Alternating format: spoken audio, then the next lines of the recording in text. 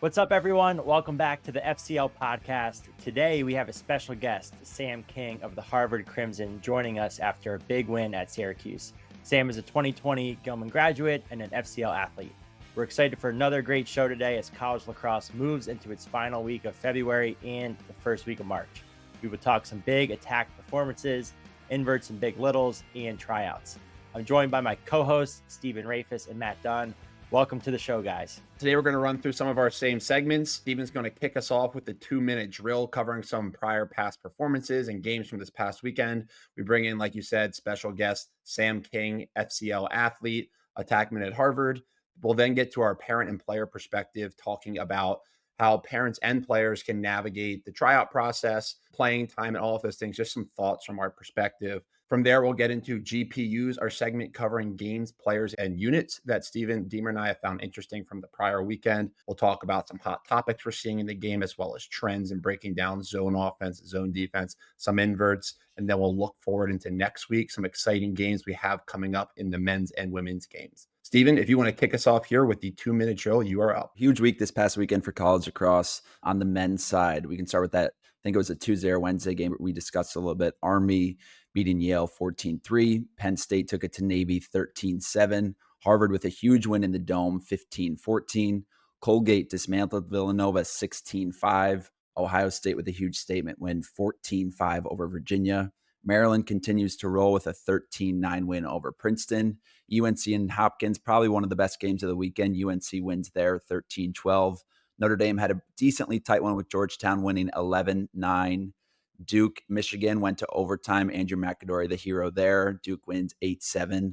Cornell beats Denver 15-5, and Penn over Delaware 10-2. On the women's side, also some really good action. Clemson beat Notre Dame 12-11, really tight game there. Hopkins beat UPenn 15-14 in overtime. Stanford with a huge statement win over Virginia 13-7. And then UNC was 16-8 over Syracuse. And then last night, Northwestern 12, Syracuse 8. That game was tight at times. So notable performances this week. Going to keep it a little bit shorter. So got to perform really well to get on this list now. CJ Kirst, he had 6 goals against Denver, but he went 6 for 6 shooting. Then last night against Hobart, he goes 6-6 for 12 points.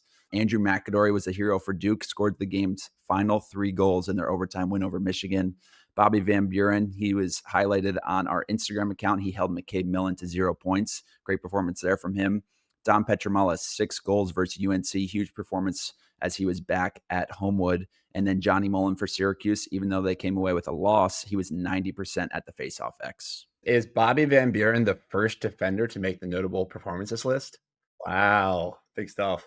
Getting deep in the research there. It's not just goals and assists, huh? Correct. We added a Fogo. Awesome. Well, hey, guys, we're excited to welcome Sam King today. We were lucky over winter break to have Sam actually do a couple coaching sessions for our group. Last winter break, I got out with him and some of his teammates to do some shooting down in Baltimore. Sam's a captain of the Harvard team. He's been climbing the Harvard all-time points list, very dynamic attackman, but also awesome guy. And obviously he's leading this team, and a huge win for the program at Syracuse. So Sam, welcome to the podcast. Thanks for having me, Deemer. As an FCL athlete, I'm pumped to be joining. We're a huge fan of your game, and the game itself was really fun to watch, and a big win for you guys. So congrats, and excited to see how you build off of it. If you could just take us a little bit through last week and the prep and what that was like building into a big road game in Syracuse. Yeah, so last week was a bit of a funky week for us because we played Colgate on Tuesday. So our prep was a bit different than usual. Had it been, we had a week like typical. So we had a tough loss against Colgate on Tuesday at home, and then we had off on Wednesday, and we did some film as an offense, and just some recovery from the game Tuesday, and then Thursday and Friday we were sort of back at it. Thursday was more of a compete playing day, and then Friday again we're traveling to Syracuse and getting used to what the Dome is like and more of a walkthrough. But with those midweek games, it's definitely a different approach, and you really have to turn the page from those Tuesday games, especially after a loss. Coming back with the response was was something we were looking to do. Yeah, Sam, I think for the Ivy Leagues in particular, a lot of these teams get back the first week of January and they're practicing 2.5 weeks. Then they're scrimmaging in the last week or two of January. And they play their first game this year on February, I don't know, 1st, 2nd, 3rd. Your guys' first game was Providence, February 15th. Then you played Colgate the 18th and Syracuse the 22nd. When did you guys start practicing as a team? Like, how much time did you have prior to your first game, and maybe just shed some light on what it's like at Harvard for that preseason stretch? Yeah, I mean, it's definitely strange, especially because I have so many friends that play in the Big Ten or the ACC, and like they're going back from winter break so early, it seems, at least for us, but what is pretty normal throughout Division One. So we come back.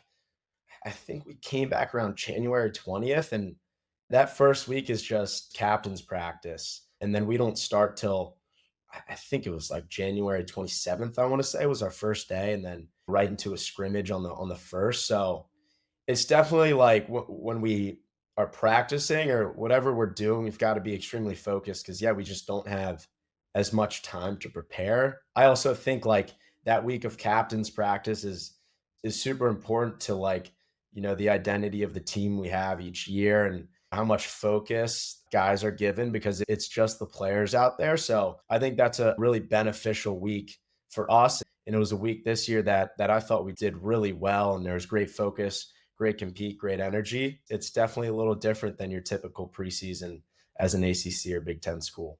Sam, could you also talk about, I believe you were not on campus or not with the team at least this fall. Could you talk about what that has been like just over your process at Harvard and the rules that you guys have there? Yeah, so because of COVID my freshman year, we didn't have a season in the spring, and so I took that spring semester off, and the way it works is just I had to take another fall off so that I had 8 semesters of school, and it was a tough semester not being with the guys, not lifting, not practicing with them. Sort of seeing all the hard work, things that they're doing together, not being able to be a part of it is tough, but it was also I think a good experience for me just to like step back a bit and almost take a break, still lifting and doing stuff on my own, but stepping back and then coming back to school in the spring, you almost have a different perspective and you feel fresh and ready to go and ready to compete. Yeah, it's really interesting, Sam. And it's actually last night I did a webinar on leadership with a couple other guys, and it was pretty cool to reflect on some of my experiences. And I'm curious for you when you talked about whether it's the captain's practices or bouncing back from a Colgate loss midweek to then having a huge program win. What's that experience been like as a leader? And like, are there any takeaways or things that you feel like have helped you in that as you've gotten older in the program? I'm captain alongside Logan Ip and Martin Nelson. And so, having those guys is super helpful. And our upper class is just, I think they're about the right things, which makes our job a lot easier. I think something that's been important for us is just making sure the seniors and the juniors we're all on the same page about what we're trying to do this year and what we're trying to get out of early week practices, early week lifts, and what we're trying to do. I think that's been helpful just having everyone on the same page about what we're trying to do. It's a challenging thing to cultivate. And as you get older, you realize how important it is to talk about being on the same page. And it sounds obvious, when you come into college as a freshman, your perspective is very different for you now, Sam, as a returning senior that just took the fall off. You realize time is limited. I'm wondering, like, what are some things that maybe you as a player and the fellow captains and seniors have done to try to cultivate that team buy-in, that connectivity on and off the field, just to get that buy-in and unison that you're looking for? That's a great question because it is tricky. Like that's the goal each year is every team wants to win the championship, obviously, but like how do you get that? I think, one thing that we've been doing is just we've been talking about the sense of urgency and like we're not afraid to in the seniors and myself included aren't afraid to talk about how this is our last time and we don't have a second chance at this. And so making that sense of urgency known to the rest of the team is super important because obviously as seniors we feel that, but you want the freshmen to know that like time is ticking and we can only have February 26th one more time. Obviously, they've got it 3 more times, right? But the sense of urgency and the special team that we have this year, we want them to think like, okay, like we've really got to hammer down on some things here and focus. Yeah, Sam, and you're talking about it, but I think you have actually shown it right in the last week. You guys lose to Colgate on a Tuesday, and then you have probably the biggest game on your schedule for right now, at least with Syracuse. They were coming up on Saturday. Then you get to the Dome. You guys go down 3-0 before the offense even touches the ball. You end up going down 5-0. You're just speaking to that resilience. Could you walk us through a little bit about that, whether that's losing to Colgate or also going down big early in that Syracuse game? Obviously you never want to start a game off down 5-0, especially at a place like the Carrier Dome, which, it was my first time being there, and the environment is so cool, but you're just surrounded by Syracuse fans and just the orange colors all around you.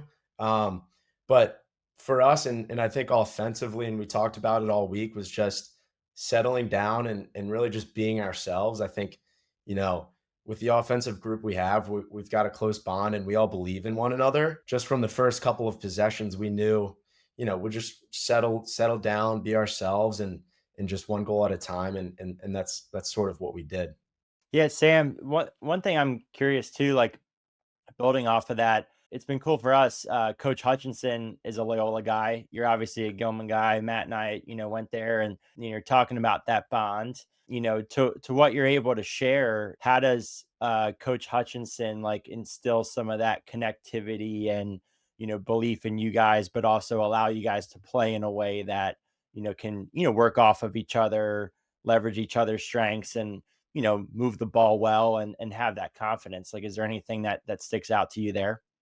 Yeah, I mean, I think one thing that sticks out to me about Coach Hutch is, obviously throughout the week we're sort of critiquing things that we're doing, and we're trying to get better, and we're chopping up film and seeing what we can do. One thing about Coach Hutch is that come game day or come the day before the game, like he's really our biggest fan, and he sort of instills that confidence in us when it's time to sort of step on the field and get going. So I think that's been good for guys. Yeah, Sam, I'm curious because I just think it's such like a timeless struggle, right? Of this balance. You mentioned the word urgency that I can really relate to. And when you're a senior, you get urgency. And freshmen don't have as much urgency, but they eventually will because they'll get to that point. But every single team has that same problem.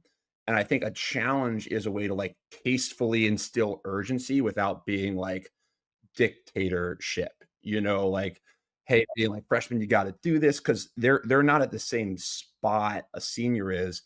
I'm wondering maybe you can shed a light on like your personal style of it seems like you have a calm demeanor, but like a great presence of feeling that urgency, wanting to accomplish great things and be a great leader. But you also don't feel like a guy that's like unapproachable, unrelatable. Maybe share a little bit more like practically like how you had success with creating this like very cohesive team that really enjoys being together, but you're moving in the right direction and kind of buying into some of that urgency. We do certain things that I'm sure you guys have done on the teams that you've been on, but whether it's seniors talking once a week or little funny awards that we have each week, making sure guys know that they matter. And sometimes it's hard on teams to get the full buy-in, but I think we make it a point that every guy on our team matters. And like last week was a great example. We had an unbelievable week of scout offense and scout defense when we were preparing for Syracuse. And like, we only get to travel 32 guys. So we've got, I think, 21 guys who have to stay at home and watch on the TV while we play. And those guys were just so crucial to our success on Saturday. So making sure they know, how important they are to this team. And then I think at the end of the day, like it comes down to sort of, the captains and the seniors and juniors and just doing the right things and, having the freshmen see what one senior does and being like, okay, that's the way we do things. And therefore like I should. So, we can talk about it as much as possible, but I think at the end of the day, just sort of, you know, leading through example is what we want to do. Flipping the script here, you're from Baltimore, you went to Gilman. I'm sure you grew up, dreaming of playing college lacrosse on the biggest stage. Has the experience been what you've expected?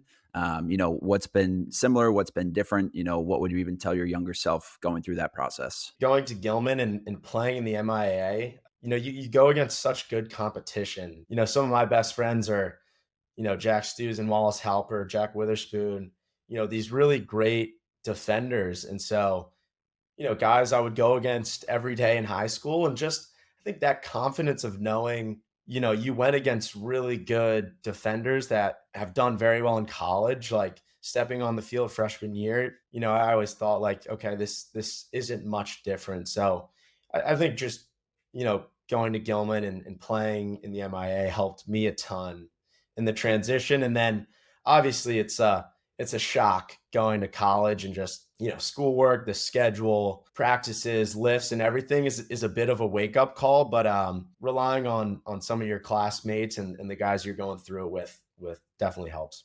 Sam, can you touch on that? Like in terms of, because we had AJ Larkin on here last year, and similar, like really well prepared, but also still realizing, hey, this is really different. It's a whole nother level. Speaking to actually playing offense at the college level, what was the biggest adjustment? And if we had high school guys and girls listening right now, what one piece of advice would you say to, maybe better prepare for that adjustment? I think the biggest adjustment, which I'm sure a lot of people would say offensively, is just the speed of the game. The ball is just moving at a much faster pace. And I think that's a big adjustment because you have to react to things a lot quicker than usual. And I think the one piece of advice with dealing with that maybe faster pace is just, making sure your stick skills are ready to go and dialed in. I've always thought that, that's one thing you can really control as an offensive player. And if you have good stick skills, like you'll figure out and find your way on the field. So I think having good stick skills just allows you to, catch up with that quick pace of play. Yeah, I agree. I was just thinking actually as Deemer was, talking about having you onto the pod, the first time that you and I, at least from my memory, met, I believe, was when we were playing like 4-on-4 when you had just finished your season like 2 years ago, I believe, and I was about to go into the summer season. So I was trying to get reps because before training camp, because in pro, the worst thing is that you basically train all year, get 0 reps, go into training camp and play a game like 6 days later. And so all the college kids were coming back, and I think I was talking to AJ Larkin and Billy Dwan, and AJ's like, "Oh, I got Sam King coming, Harvard All-American attackman, this stuff." And we're playing 4-on-4, and we get to the end of it, and we're like doing reps for like, all right, offense versus defense for 5, and I'm covering Sam. And like I feel like I'm covering him pretty well. And he runs to his left hand and does this like jump, one of those like jump question marks. And I turn around, the ball's just like in the net. And I'm like, every year, I'm like, do I suck now? Is this kid like incredible? I'm like, okay, whatever. Go again. Sam like catches it, like inside rolls and scores. And I leave this like 4-on-4 session, like, wow, I am going to get cut this year. I text Neil Hutchinson. I'm like, hey, I just need to know like how good is Sam King? I just did 4-on-4s, and I thought this kid was incredible. And he was like, yeah, he's awesome. I wish we had film of that. I know. I'm very thankful we don't. But after that, I was like, okay, I kind of knew like from following your name, but I was like, wow, this kid's really good. And I just think your game, seeing you very complete ex-attackman. You don't see a ton of guys now that can win matchups off the dodge, great feeder, great vision, but not a black hole with the ball that just catches it and kind of has to dodge for 30 seconds. You can play above the cage, below the cage. I'm wondering, and this might be a little uncomfortable, but for you, like a self-assessment of like, what do you think, like growing up, what were your strengths that you leaned into as a player? What did you consider your identity to be? What was important to you as a player on the field? And like your role on Harvard now within the offense, beyond just being a leader, but also just those things that you've kind of leaned into developing as a player.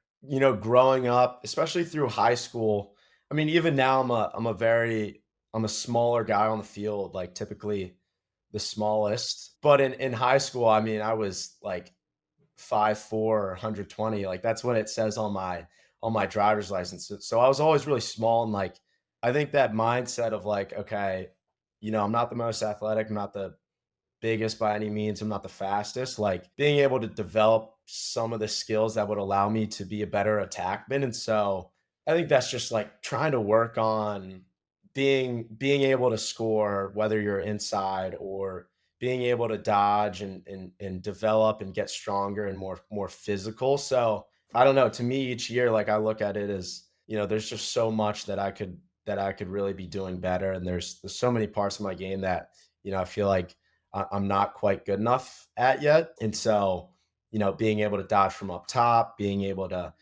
come up the hash lefty, like just certain things that I look at each year that, I realize I'm not the most gifted athlete or don't have like, the greatest size. So I really got to work on these other things that can allow me to be a better player. Yeah, same.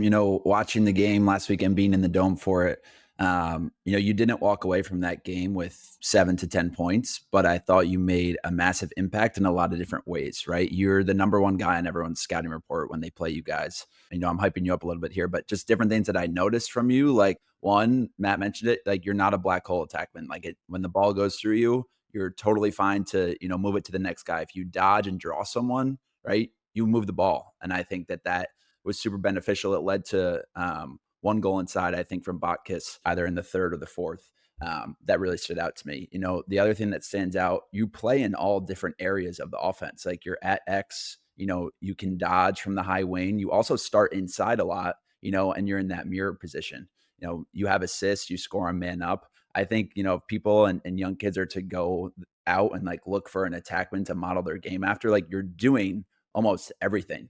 Right. And I think the one thing that really just stood out to me that you said is like, you feel like there are always things that you can get better at. Right. Which is also why you continue to grow, why you continue to, improve year in and year out. So I just think, your game is a game that a lot of people should look at to model themselves after. And, just a lot of credit to you for what you can do. You don't always have to put up, 10 points a game, but you can still be impacting the overall offense, in a lot of different ways. Yeah, no, I appreciate that. And I think, some of that goes to Coach Hutch and the offenses that he puts in, being able to play at X, being able to play up top, inside. Like Coach Hutch and we really talk about, having a complete offense of 6 guys who are all contributing. And I think Saturday was a great example of that balance. So that's really what we're looking for, where we want everyone to contribute, and we'll only be as good as our weakest link. So it's definitely something we've been working on. Sam, well, awesome stuff. We really appreciate the time. We know you got class, and wishing you the best against Marquette. We're excited to follow and support, and keep up the great work. Awesome. Thank you guys so much. I appreciate it. A lot of good stuff there. Any thoughts on Sam there, guys, before we move on? I thought for me, it kind of reminded me of what you've told me in the past before, Steve, where like, you were sophomore year, you were like 5'6", 100 pounds, and we've been talking about, constraints on player development, but, I think that's an interesting thing that can't always, be programmed into younger players, where you have a certain size, you have certain speed, etc., and that affords you opportunities to make certain plays or not. And then you're, depending on how interested or curious you are to get better, you're trying to work around those to make something happen, And so it's really cool to hear those stories, because those are the late bloomers. Those are the people that, keep doing everything they can to put themselves in spots to be successful. And then when their strength catches up, their size, normalizes to, how many offensive players are, 5'8" to 6'1" in college lacrosse that are making impacts a lot, So once you kind of get there, then it's like back to the skills and the creativity in the different ways. So that stood out to me. And I think that's something that, young players have to just keep in mind. And, it kind of speaks to being a curious player when you're trying to learn how to get better. Yeah, I think it's a good example. Like it's a built-in constraint that some guys and some girls just have from a younger age, right? Like I didn't grow until really my senior year of high school. So, when you're playing and you're younger, every check you get feels like your arm's about to break. And, it's really hard to run by different guys that are so much bigger, that have a beard already. But, I think if you can just continue to stay the course, and you're going to pick up a lot of different things during that time, right? You got to figure out different ways to score. You have to learn the game in a different way. And that's not to say if you're fully developed, at an earlier age that you can't do that. But it just goes to saying, it's a built-in constraint, but there's ways to get around it. And I think there are a lot of different examples of it. And, Sam King, definitely one of the latest. I think the famous one, right, and it's the Pat Spencer. Everybody kind of talks about he was at Boys Latin. I believe he was a JV guy as a sophomore, just hadn't really grown yet. And now he's playing for the Golden State Warriors and won the tour time with Loyola. So like that's extreme, and everybody loves it. I don't know Pat as well personally.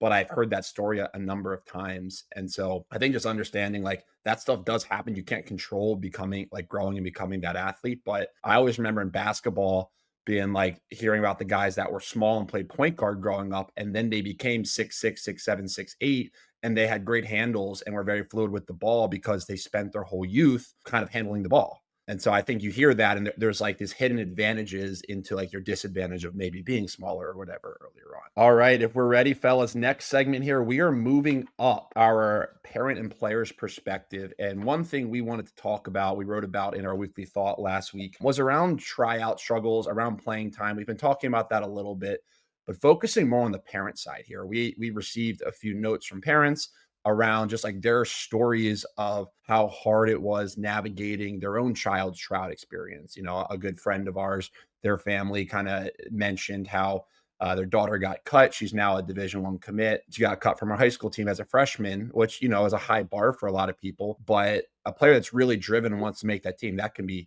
really upsetting for them after putting in a lot of work, but also how upsetting it was for the parent. So guys, I think that's a good topic for us to touch on here, just given how much we've heard about that. I know, Deemer, you have a ton of interactions with parents. Stephen, you do as well in your athlete program, connections and relationships. So want to dive in there, Deemer, kind of wondering off the start, what have you heard from parents on that front, and any advice that you've given them? From a parent perspective, once those decisions are made, there's not a ton to do, so I think that's from just my observations in terms of conversations. The natural instinct is, what can I do about this? How can I help this situation? And I think that is understandably the feeling, the kind of go-to instinct. But I think that's where doing less comes into play, because, I don't know that a real complaint or a, pressing for a conversation right after the decision is made is going to yield any results in the positive direction, whether it's from the relationships at the school to your actual child's development. So it just really leads me to believe, and maybe this is also how I was raised with my parents, and I'm sure you guys are similar, but what are you going to do about this as a response?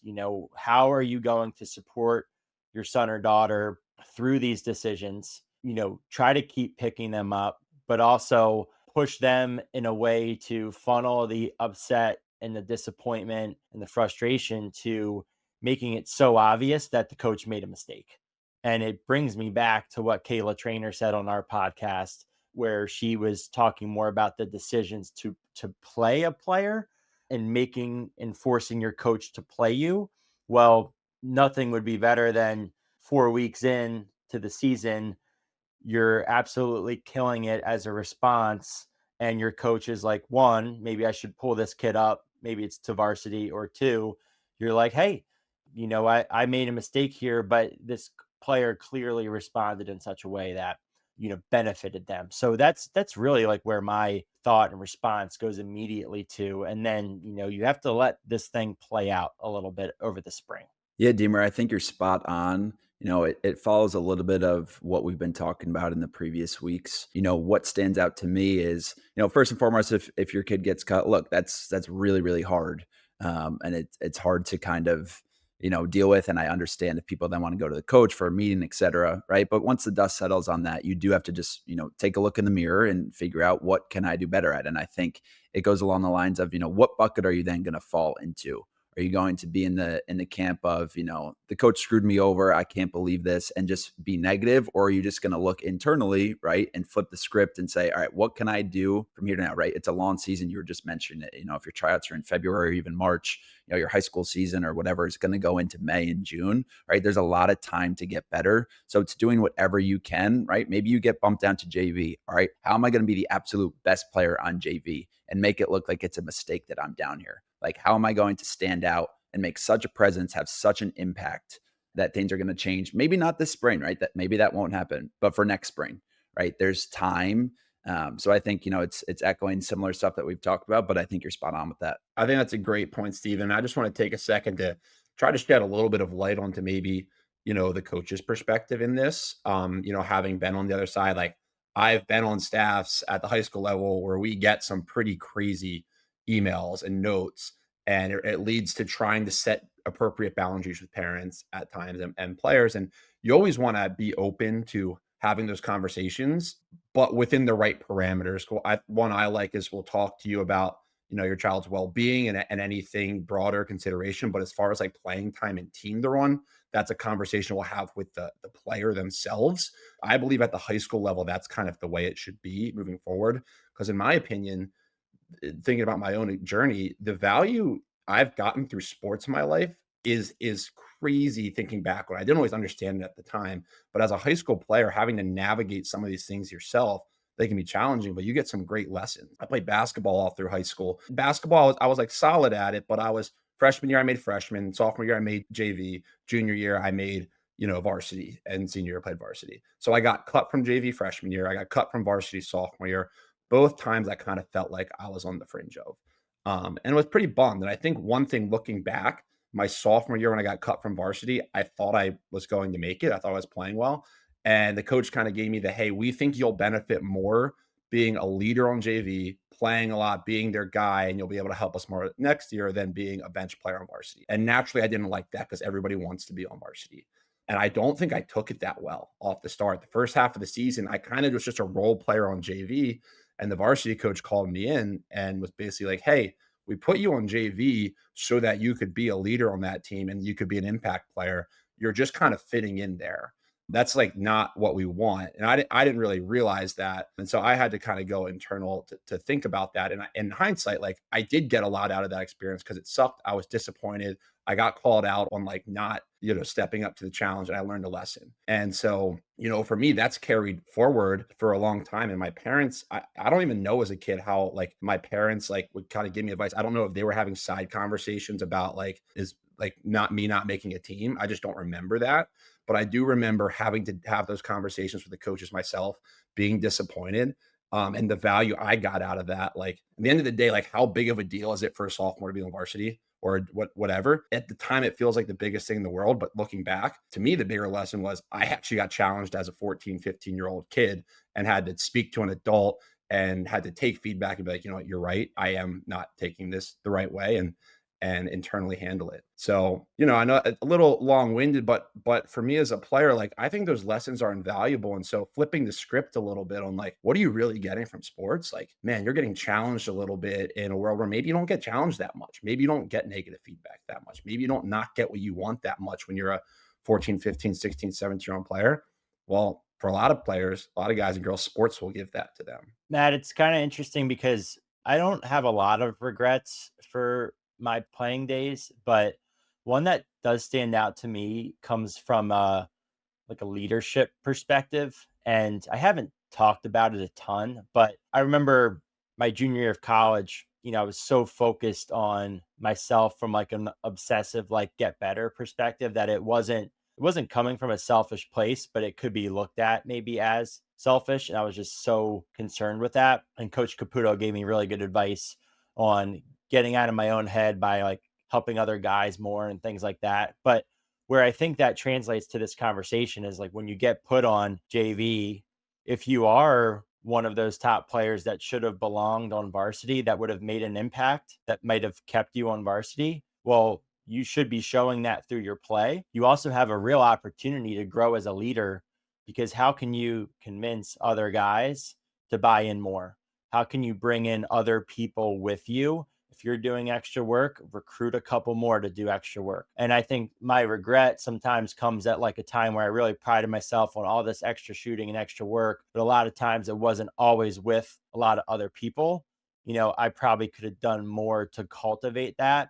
And I know that's asking a lot for a freshman or sophomore that is obviously disappointed or just got cut, but it could also be a really interesting opportunity where what they learn from that experience and leaning into that could be tenfold in terms of their long-term development. I think it's interesting because I've heard this before about myself from other people on the outside, and I just feel differently. And I bet you guys have heard this. People look at, Stephen stud at Syracuse, played professional. Deemer, 2 championships, All-American at Duke, played professional. I got to go to Maryland, still playing professionally. People think that, we probably just made every team. Sports were always easy. It was all like awesome and high fives. I think a lot of players that get cut look at the players that made the team and think, oh, lucky them. But everybody kind of has this happening somewhere in their life on a sport team, or maybe the kid that makes the team wants to be the ex-attackman and they're not. Maybe the kid that makes the team wants to start and they're struggling. And so I just think what I found is, one, you always look at somebody else's situation and think it's awesome, and you think yours is hard. Everybody's kind of got something going on, and it all comes back to like learning how to masterfully like navigate and handle that by honestly assessing where you're at, dialing in what's the controllables and the processes you can take care of, and then kind of letting the outcome take care of itself. Making a team is an outcome. I do not control as a player. Like if I get cut from the Whip Snakes this summer, I don't control that. Like I can influence it, but I don't control it. I can do the right things to try to influence it, but I don't make that decision. They're not controllables. If you focus on just making JV or making varsity and starting, and you don't get it, well, you're going to be really angry about it and try to solve that problem. But to me, that's the wrong problem. It's how do you influence and impact the world you control to kind of make it the most aligned the way you want it to. We talked about this fall a little bit, but just running your own race. You take a look at Sam King as a sophomore that's 5'4". You think anyone in Maryland and Baltimore was thinking that he's going to be like a top 5 player in the country come his senior year of college? Probably not. He probably wasn't regarded as that guy. I'm sure there was, someone else that was like the talk of the town that was going to be really good, right? And, if Sam's just focusing on that guy and maybe not chasing him, but just always thinking like, wow, he has it all, right? But instead, and I don't know Sam's entire journey, but just from looking at him, right, focusing on himself, what can he do better? Running his own race, taking control of his own process, right? At the end of the day, that's the stuff that ends up mattering. And that's what separates players as you get older and as you just progress through your career. All right. That is our player and parent segment. We are moving on into the world of college lacrosse, starting up with GPUs. That is our games, players, and units. Deemer, why don't you kick us off with your GPUs? Yeah, guys, I felt like last week I was a little left out in terms of the alumni chatter. So was hoping for a Duke win, got one OT at home against Michigan. It was a good game, and it was nice to see Duke win in a lower scoring game like that. And I also, you know, saw some bounce back, late in the fourth quarter, down a couple goals. And, we talked about McAdory's performance, 3 goals down the stretch and really stepping up and being the guy. So I know that was big for the locker room. I'll jump right to unit off of that because I was really impressed with Patrick Jamison and the Duke defense. I love the rope unit. I think the defense and the LSMs, there's a lot to like. Guys like Charlie Johnson, Matt Christmas is making plays in the middle of the field, kind of CJ Costabile, Tyler Carpenter-esque with some of the goal scoring output. And then, Jamison in the cage, a lot of nice saves. I think he had 10 first half saves and 3 goals against. And then the Duke defense, I believe, only, gave up, 4 shots or so in the second half. It was light. So, again, like I thought that performance there was strong. And then a player that stuck out to me as I was just trying to go through the games and do a little deeper thinking. But when I started watching the Army Yale film, Sean Byrne in the cage for Army was fantastic. And they had the big win on the road and then followed that up with another big performance. He had 25 saves in 2 games last week, but even more impressive, 75% or above in the last 3 games and 75% on the season. And I love his frame. I love how he's, looking in the cage and presence in the net, makes a lot of great saves. So he was a fun one to watch for me. I like how Deemer is hopping on the alumni train, and also he likes when Duke does well but doesn't score a lot of goals, so his midfield goal scoring record stays intact, and Duke can get wins. It's the best. I didn't pay you to say that, but I appreciate you shouting me out on that just one. an astute observation on my part. Steven, why don't you hit us with your GPUs? All right, my GPUs for the week: UNC with a big win over Hopkins. That is Coach Dave Petramala's first win over Hopkins since leaving, right? Gets to do it back at Homewood. And obviously his son, Don Petramala, had a massive game, 6 goals. Also some pretty impressive goals just from like a catch and shoot perspective, even though he's not the player I'm highlighting. From a player perspective, on the women's side, Ashley Mackin, she had a game-winning overtime goal against UPenn. If you haven't caught the film of this, you should check it out. It is on a lot of social channels. She gets up to the 5-and-5 area and just throws this backhand into the net, into the top corner. Really, really high level play, super impressive. And also just like the confidence to throw that type of shot in overtime. If that misses, I'm not sure her coach is too pumped, but at the same time, like caught the goalie and the defense completely off guard. So nice performance there. And then she followed it up. She just had 6 goals and 7 assists in a win over Georgetown on Tuesday night. So Ashley Mackin is my player that I'm highlighting right now. And then from a unit perspective, I know we just had Sam King on, but have to highlight the Harvard offense. Spoke about it. They didn't even get the ball until Syracuse was already up 3-0. Syracuse goes up 5-0. But the storyline was Johnny Mullen, Syracuse's Fogo, winning 90% of the faceoffs. Right. Harvard's offense was not getting the ball nearly as much as the Syracuse one was, but I have to credit Harvard's poise and their efficiency. Guys like Sam Kane definitely help with that, but had to really limit their mistakes. I think they scored on close to 50% of their possessions. Credit them running good offense, staying poised and composed, and eventually coming away with a win in the Dome. This isn't one of mine, but just something I noticed. I believe that Penn beat Delaware 10-2. I believe Delaware also really dominated those faceoffs. Kind of an interesting like trend, if you usually associate like dominating faceoffs with dominating possession and dominating goal scoring, but that's kind of a few games I feel like we've seen where the faceoff hasn't correlated as strongly. You are right. It looks like Penn only went 11% on faceoffs, which also brings up, and maybe this is a topic for another time, but was talking with Jerry Byrne last week, and just the face-offs, it was a potential issue that was coming to the forefront for Harvard as they're playing Syracuse, right? Just with Johnny Mullen's numbers versus Harvard's. And, Jerry Byrne was like, yeah, but you can win games without winning the face-off every time. And he's like, that's definitely not a consistent theme that people, believe in right now. But credit to him, like he was talking about it. He was saying basically all your other units have to perform really well. But like I've won a ton of games when I didn't have an All-American face-off guy. And Jerry Byrne's been in a lot of big games before. So I just thought that was interesting and then really nice to see them back it up. For my game, I have UVA versus Ohio State. It was not an interesting, exciting game in the sense of, close scoring. Ohio State won that game 14-5, but I think just interesting in that I did not expect it at all. I think Ohio State loses to Utah first game of the season and people are kind of on Ohio State. And then Ohio State comes out and wins the game 14-5. It's a big win. The one trend that I'm kind of seeing this week is goalie save percentage, right? Big Tasty, Caleb Fyock, 71% in the cage. UVA, Morris was 38%, and then Nunes was 20% in the cage. And obviously, you guys know, like goalie percentage and the inverse of shooting percentage has a lot to do, not just with goalie play, but also the quality of shots given up. I thought Ohio State was actually very patient and kind of tactical on offense in the way they attacked, patient in their opportunities, taking more high quality shots where UVA's felt a little more forced and rushed.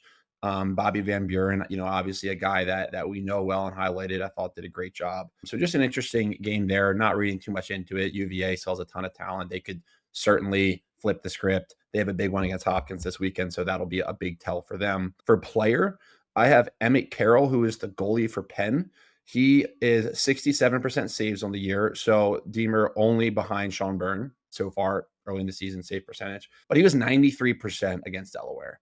He had 14 saves and let up 1 goal. I guess they pulled him in maybe the 4th because they gave up another goal. So Emmett Carroll, Penn beats Delaware 10-2. Emmett Carroll has 14 saves. And Penn's defense, obviously, very strong defensively this year. So sure, his defense helped him out. But either way, 93 save percentage at the Division I level is a huge deal.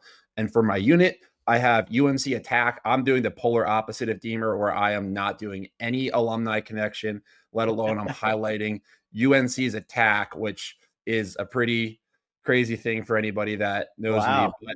But they deserve it. And not just stats. So obviously Don Petramala has gotten a lot of headlines, 6 goals against Hopkins, where his dad coached. Duffy was 5 points, 4 goals, and 1 assist. And I believe, guys, James Matten's the third out of Gonzaga. Great. I remember coaching against him in high school, great player. He had 2 assists. But so then, UNC's attack has 13 points over the weekend, but less than just the stats. To me, it's just like, I mean, these guys are commanding presences on the field. Their scout is like, stop those guys, and they're still putting up. Dom's having 6 goals and Duffy's having 5 points. And I'm watching the game, and I mean, they're sliding to Duffy, and he's dodging the slide and scoring. And Dom Petramala is catching the ball, and it's in his stick for less than a second before it hits the back of the net from range too. And so to me, it's just a unit that just like deserves a shout out the way they've been playing so far. Obviously, big names last year. I've been impressed with these guys. I don't know the last time I've really seen a attackman. I don't want to be too hyperbolic here, but that can score unassisted goals like Owen Duffy can consistently against the best defender on other teams. I just watch these games, and like, there's obviously the Jared Bernhardts of the world. There's the Mikey Sowers, and those guys are in elite categories of Pat Spencer's. But Owen Duffy's kind of emerging into that realm where you probably can't just put a defender on him and look away no matter who your D guy is. Be interested to see what some of these matchups this year, but he's a guy that like I watch, I'm like, wow, this guy's good at scoring unassisted goals. Some of those clips of him dodging against the slide, right, kind of similar to what you're saying. I mean, I've never really seen stuff like that before. It looks like he's covered, and suddenly he's now escaped a double team and is getting right to the middle of the field. So, phenomenal athlete, and he's been a force, in his first year, and now call it the first 4 games or so for UNC. And also, he was battling an offseason injury, looks to really have not missed a beat. Yeah, I'd be curious to see how UNC can widen out their production. I think James Matten's awesome, so I would love to see him get going for their unit. And Caden Harshberger's a guy we've seen come through a lot of our events, starting to, get 1, maybe 2 a game. They're going to need him to keep initiating out of the midfield. So I'm eager to see how the Penn game goes, so you got a defensive unit coming off of a big performance, only holding Delaware, who we know knows how to score to 2 goals, and they've got a great goalie. They've got Lavelle. They've got really good middies and 2-way guys. So that's going to be a really good matchup. I'm eager to see that, the Princeton, UNC, Duke, Penn doubleheader results, going off last year too. Absolutely. All right, let's keep moving along here. I know we have hot topics next. Deemer, one that you mentioned, zone offense and zone defense, men's game and women's game, kind of seeing it this year. Want to shed some light on what you're seeing there? Keeps popping up. I think on the men's side, I feel like I've seen people use it more strategically late in the shot clock. Shot goes out of bounds, 20 seconds left, quick hop into a zone, come out of a timeout. Maybe you're given a zone look. So one, on the offensive side, you got to be ready for both. You kind of have to have like a dual option, because you could see either coming out of a timeout if you're trying to, get a goal in a big possession. I feel like scheme wise, it's worth talking about. Like Steve, I've heard you on the broadcast for Cuse a few times, like maybe more on the man up side, but like, drags and stepping in gaps and winding up, like those are just key concepts and principles that need to be utilized. But then how are you scheming, different amounts of guys on the crease, or popping off the crease and filling in. So I just think it's like a worthy discussion. And I think on the women's side, like, it's feeling pretty 50-50 in terms of how many teams are running zones and high pressure zones. And so how are you attacking pressure with pressure and drawing 2 and swinging the ball and sending cuts? It's just hard to, in my opinion, really script a look. You have to kind of get in some consistent shapes and then, attack those gaps.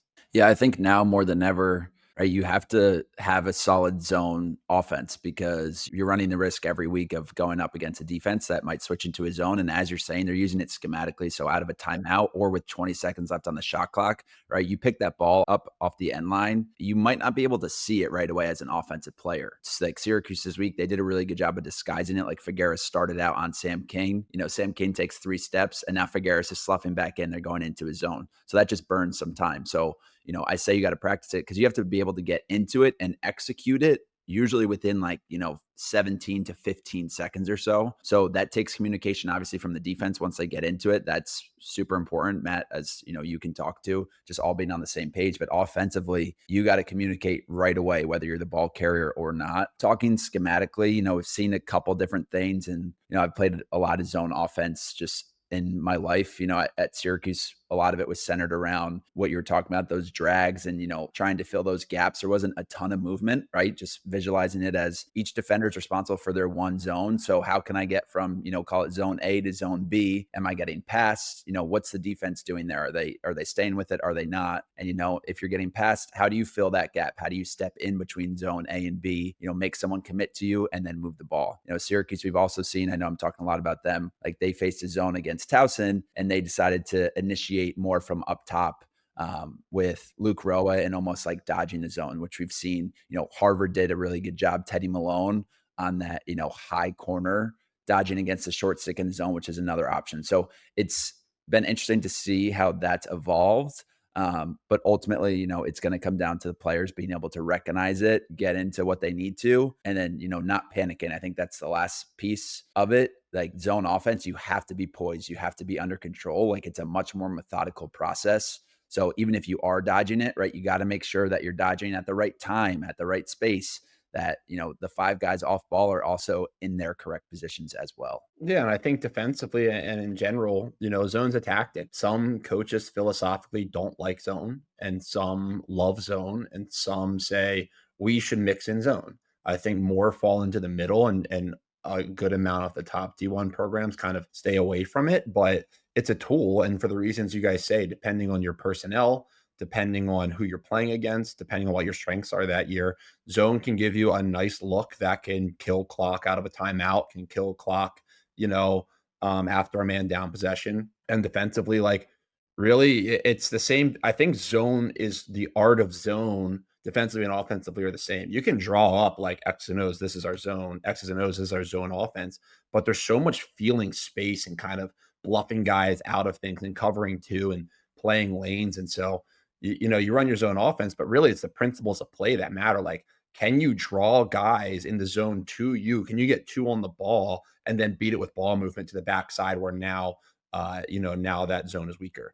So I think from a tactical standpoint, you look at the zone defensive teams playing. Are they locking the middle and rotate around it? Is the middle guy, usually it's the middle guy, right? It's the middle guy covering the crease or the girl, and they're playing around it. Or is that player more involved? And so you figure out tactically what a team's doing, and then you try to exploit it by overloading a side, by drawing players there, and then getting it to another side with quick ball movement. Matt, going off that, I just had this question around man down defense. Like, why would you go in a 5-man versus a lock and like a 4-man around it? I think based off your personnel, based off the other team's personnel, and based off sets you're seeing. So I think in most teams I've been on, you kind of go like a set-based man down, where you look at the other team's man up.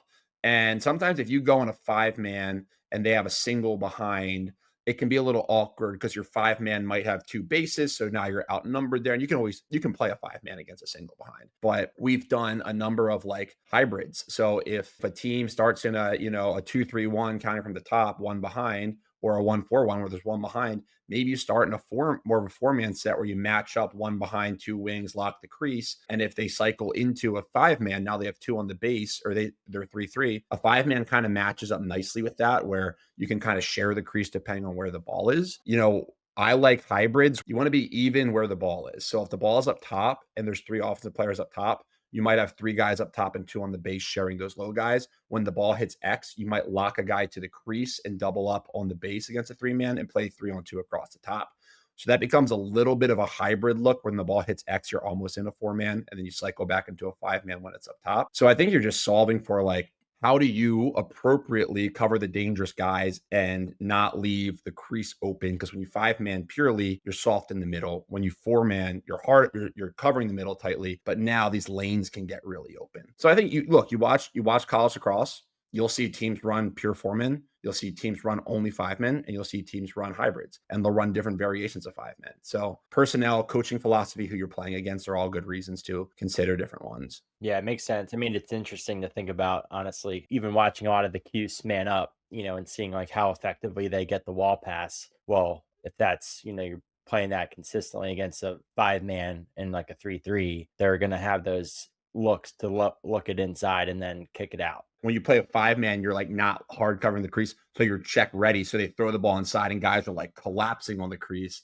and the wall pass goes out. Then at this level too, Deemer, you just get such a scout. So it's not just 5-man, 4-man. It's, hey, when this guy is inside, and they throw it, he usually looks at this guy. So we can't crash off of that. You're going to want to crash off of this guy. You cannot crash off of this guy. That's at like that level. Those are the good scouting reports, is they're not just, it's really personnel driven and understanding like tendencies of who you're going against too. And then Deemer, one thing, offensively on the man up, say they choose to lock, do you have opinions?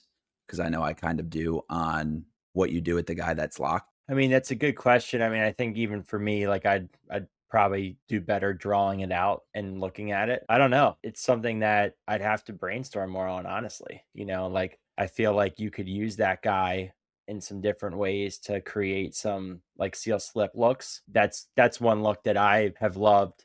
I actually saw this a couple years ago from Calvert Hall, and Matt and I were talking about this in the fall.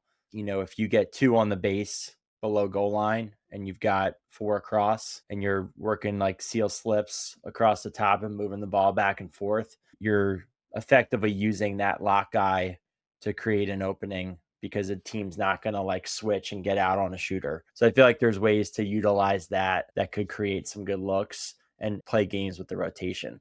Do you have thoughts on that? It's not the clearest answer. I think there's definitely ways to do both, right? If you look at a 5v4, now you just have so much more space on the field. But I like the idea of keeping the offensive player involved, right? And just soaking a man, because I think, I could be wrong, and just thinking from a defensive perspective, like it throws off the communication a little bit more. Now there's just another body in there to deal with. So even from like a movement perspective, so whether it's an accidental seal or if it's on purpose, like I think it just can cause a little bit more havoc and make everyone else play around it in a way. Locking always makes me uncomfortable, because unless that guy really is, or girl is really the player that everything flows through, well, then you're 5-on-4 and you can still use that locked player to seal well.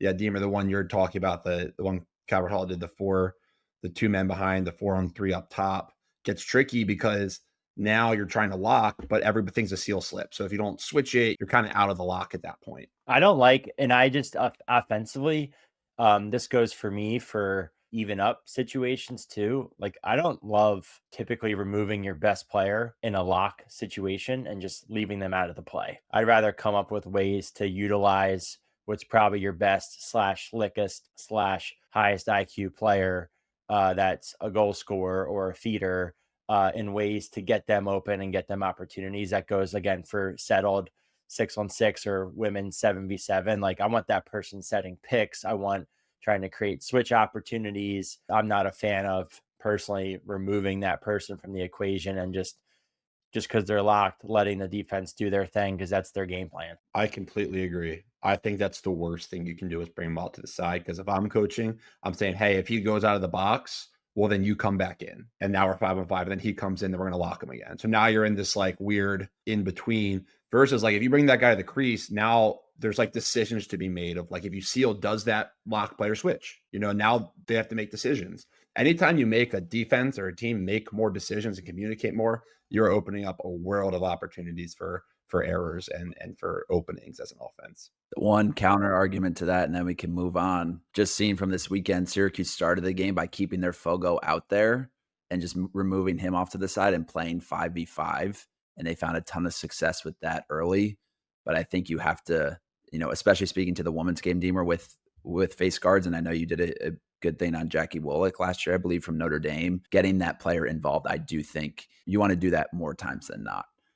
With your which to the point though of like if you're keeping the face-off guy on there, you're sacrificing the third midi on a line. Like you're still getting your top 2 guys on there, and you still got your attackman out there. So I love playing 5v5 in more space, 6v6 in more space if you're going to play that like substitution game. I think it's smart to manufacture some of that, and now it's another thing for a defense to have to scout for and prep for each week, because that's a way that a team could generate or manufacture 1 or 2 more goals a game. Definitely. Okay, moving on, guys. I know we mentioned invert. We talked about zone for a little while there. Maybe we push invert for next week. The other topic that I think we can hit quickly here, just because we see it a lot, is a hold. I'm thinking particularly in men's lacrosse, and I'm thinking particularly for the short stick men's defensive midfielder position. I almost feel like every weekend you see one of these crowbars, these two-handed wraps, where a short stick is maybe using their stick to get leverage on a midi and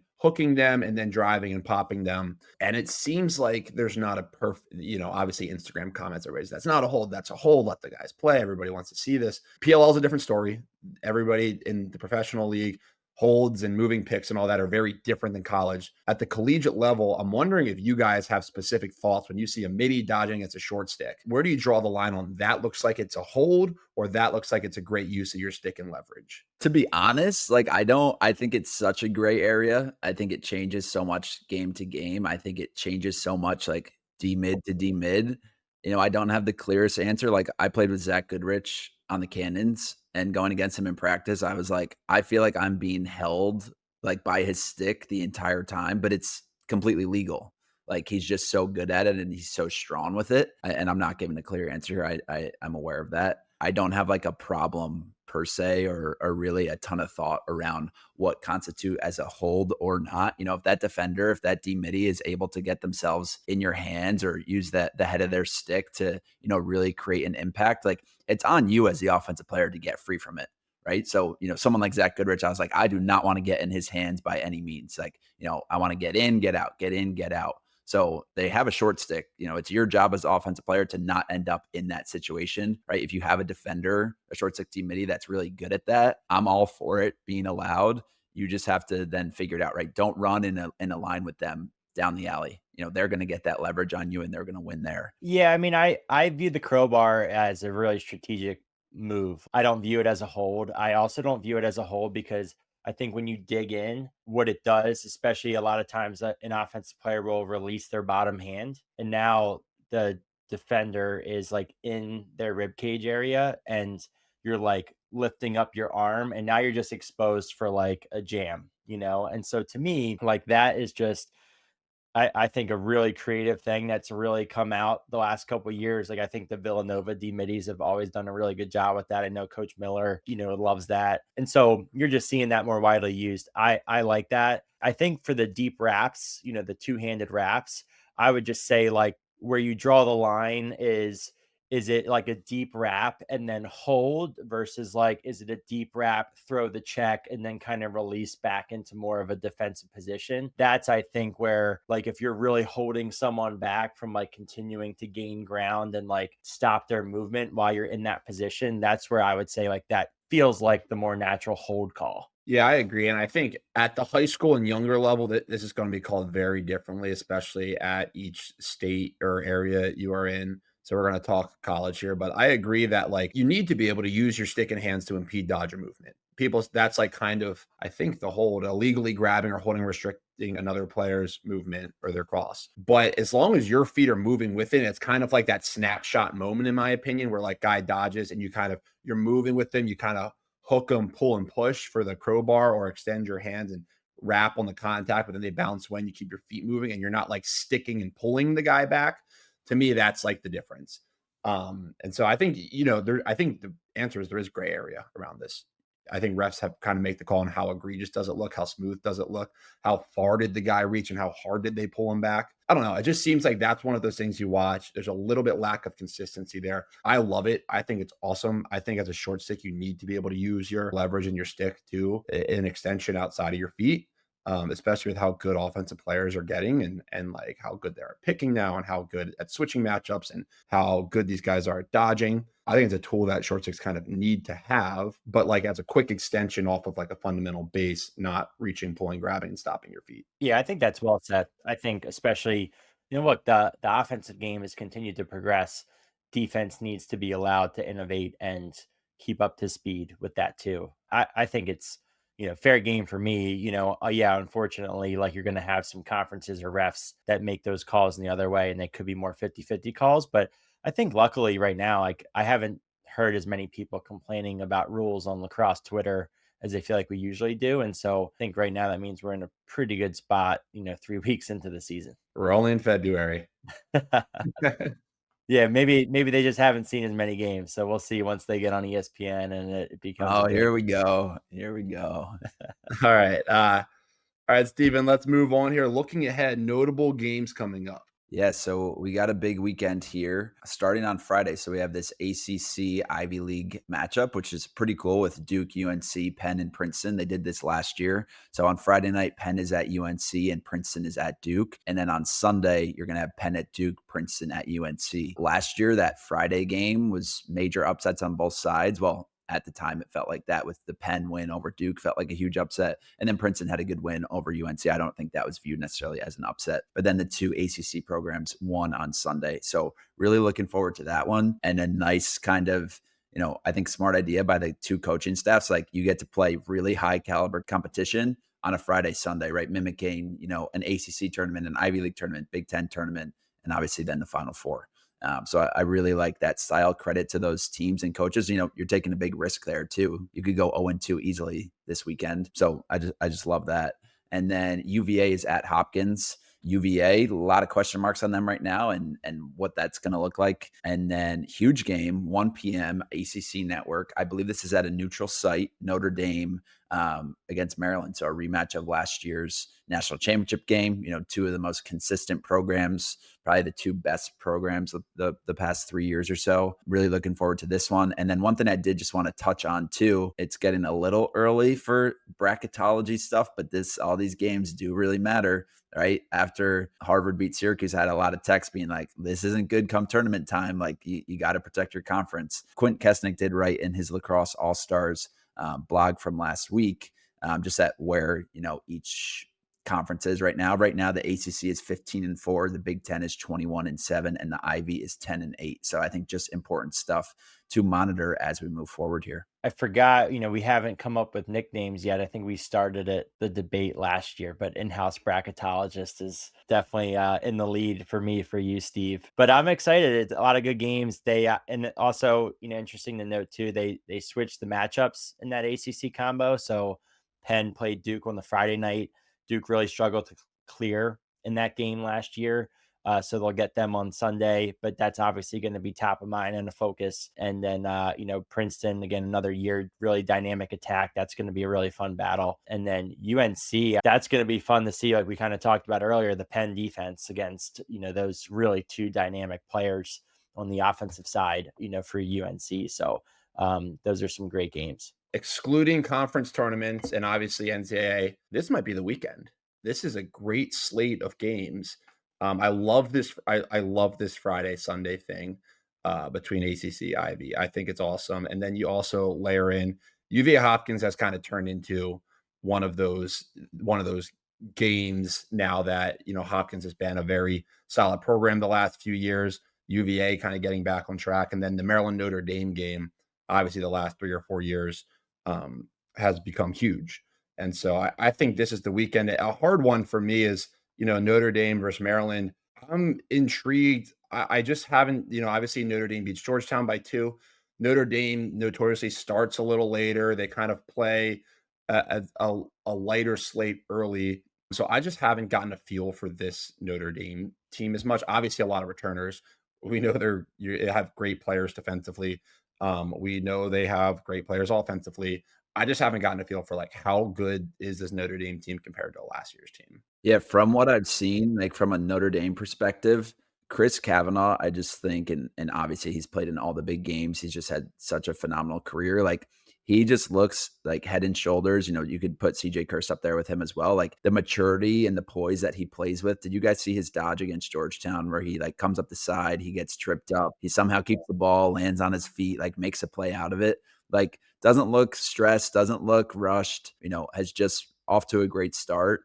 And when you have a quarterback like that, when you have, Will Lynch at the faceoff X, they're obviously going to continue to be a big force, and it's going to be, all right, who can compete with them? I think when you then look at the Maryland side, if there's anyone that can do it right now and who has been able to, it is a Maryland. I know the national championship game wasn't close by any means, but we talked to AJ Lark and the preparation that they go through. Matt, better than anyone. I just think from a scouting perspective, they do such a good job. So I'm not giving predictions one way or another, more so just excited and super pumped. It's also on ACC Network. You guys help me out here a little. Does Notre Dame have stretch shooters at the midfield? They have some guys, like, I wouldn't say anyone that's, like, really been proven as, like, a stretch guy. Like, they have some mids like Jalen Seymour, and, I feel like there's one other that certainly can stick one if they're left open. I'm really intrigued to watch Brady Picorni evolve. Like, he's a guy as, like, a lefty slasher that he probably could stretch from 12. So that'll be interesting to see. It'll be interesting to see, like, can a Matt Jeffrey come along as a freshman? So I don't think like to the nature of like Dobson in the past. So I think that's kind of probably my thought there. Jalen Seymour was going to be my guy as well. Just from he had, I think, a really nice goal against Georgetown, like a stick to the middle, just absolute bomb to the top corner, which was nice. But then, I haven't, and like I said, I haven't seen a ton of Notre Dame, but from what I have seen, the fact that they also have Devin McClain back, I know he's not like a stretch shooter, but what a guy to, be able to roll out and just do so much for them. Yeah. So what you need, like Maryland's better. They need to get the game to 6-on-6 and not let Notre Dame get goals back in the ride, because Notre Dame, they'll score 6-on-6 goals. They'll score power play goals, but then they also get goals back on the ride, rebounds, quick ground ball. Maryland picks up in front of the cage. They swarm it, one hand wrap check, pick up in the goal. So you need to be buttoned up on all of that as Maryland.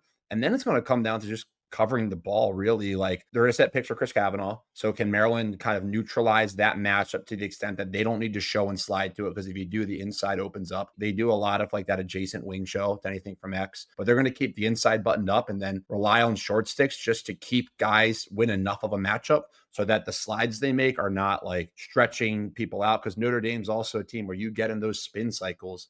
Like, man, there are guys open on the inside and there are guys through the defense. So it sounds simple, but you get the game to 6-on-6, you clear well, and you handle the ball when you get it and take away that rebound stuff. And then you play good fundamental defense on the ball and you read and show and slide and support when needed to certain guys. It's kind of Maryland's MO. But you look at a game like this, it's just going to come down to, can you get it to 6-on-6, and can you play good on-ball defense and be strategic in how you support to the ball? One thing I would have going off that is, look, CJ Kurtz's first 2 games like deserves a lot of praise and a lot of hype and stuff. He's been going for a couple weeks and some of these guys.